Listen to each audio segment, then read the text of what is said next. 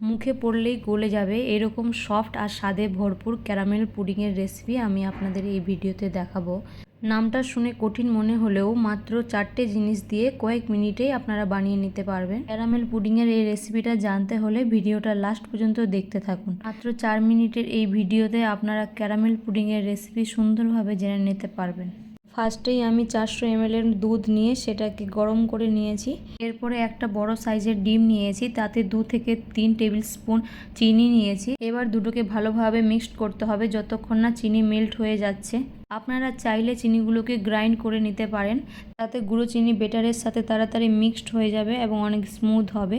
আমি এখানে একটা ডিমের পরিমাণ হিসাবে দেখাচ্ছি, আপনাদের ডিমের পরিমাণ যত বাড়বে সব জিনিসের পরিমাণ তত বাড়াতে হবে। তো এখন চিনি ভালোভাবে মেল্ট হয়ে গেছে। এবার আমি একটু একটু করে দুধ অ্যাড করে এটাকে আবার ভালোভাবে ফেটিয়ে নেব। আর দুধ একেবারে দিলে হবে না, একটু একটু করে দিয়ে মিক্সড করতে হবে। দেখতেই পাচ্ছেন আমি কতটা সময় নিয়ে মিক্সড করছি।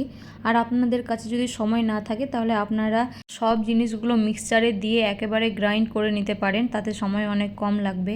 আপনারা এখানে সামান্য পরিমাণের ব্রেড না হলে বিস্কিটের গুঁড়ো অ্যাড করতে পারেন। আমি বিস্কিটের গুঁড়ো অ্যাড করেছি, কারণ বিস্কিট সবারই বাড়িতেই থাকে, তাই আমি বিস্কিট দিয়েই বানিয়েছি। এখন এটাকে ভালোভাবে মিক্সড করে নেব একটু টাইম নিয়ে। আমি এখানে একটা ডিমের জন্য বড় কাপের 1 কাপ দুধ ইউজ করেছি। এরপরেও যদি আপনাদের দুধের পরিমাণ কম মনে হয় তাহলে একটু বাড়িয়ে দেবেন, তাতে কোনো সমস্যা হবে না। আমার পুডিং মিক্স করা একদম রেডি। এখন আমি এটাকে 2-3 বার ছেঁকে নেব। আপনারা অবশ্যই পুডিংটাকে 2 বারের জন্য ছেঁকে নেবেন, তাহলে পুডিংয়ের টেক্সচার অনেক স্মুথ হবে।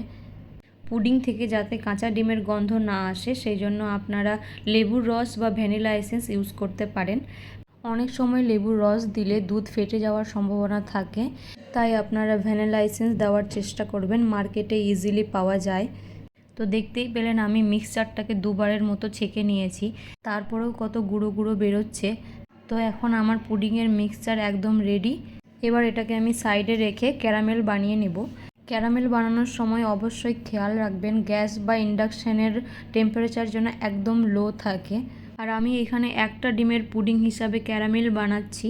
আমি ক্যারামেল বানানোর জন্য 3 চামচ চিনি দিয়েছি এবং তার হাফ জল অ্যাড করে এটাকে অনবরত নাড়াতে থাকবো।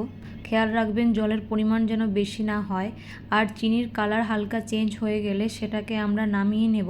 নামিয়ে যে পাত্রে আপনারা পুডিং বানাবেন সেই পাত্রে আপনারা ঢেলে নেবেন। দেখতেই পাচ্ছেন আমার ক্যারামেলের কালার চেঞ্জ হয়ে গেছে। এখন এটাকে আমি ঢেলে নেব। এই কাজটা খুব তাড়াতাড়ি করতে হবে, না হলে ক্যারামেল খুব তাড়াতাড়ি জমে যায়। ঢেলে নেওয়া হয়ে গেলে এটাকে খুব তাড়াতাড়ি চারিদিকে সমানভাবে ছড়িয়ে দিতে হবে। আপনারা দেখতেই পাচ্ছেন আমি কিভাবে এটাকে করছি। তো দেখতেই পাচ্ছেন আমার ক্যারামেল একদম সেট হয়ে গেছে। এটা খুব সেকেন্ডের মধ্যেই সেট হয়ে যায়। এবার আমি পুডিংয়ের মিক্সচারটা এর ওপরে দিয়ে দেব। খেয়াল রাখবেন ক্যারামেল সেট হওয়ার পরেই কিন্তু মিক্সচার অ্যাড করতে হবে, না হলে ক্যারামেলের লেয়ার নষ্ট হয়ে যাবে। আর অবশ্যই এয়ার টাইট কন্টেনার ইউজ করতে হবে যাতে বাষ্প ভেতরে প্রবেশ করতে না পারে। আমি স্টিম করার আগেই মোটা তলার পাত্রে 5 মিনিটের জন্য জল গরম করে নিয়েছি। এবার জলের উপরে টিফিনের ঢাকনা রেখে তার উপরে টিফিন বক্সটা দিয়ে 15 থেকে 20 মিনিটের জন্য ঢেকে স্টিম করে নেব। ডিরেক্ট কখনোই স্টিম করবেন না, আপনারা চাইলে মোটা সুতির কাপড়ও ইউজ করতে পারেন। 20 মিনিট পরে একটা কাঠি দিয়ে টেস্ট করলে কাঠিটা স্মুথলি বেরিয়ে আসলেই বুঝে নেবেন আপনাদের ক্যারামেল পুডিং একদম রেডি।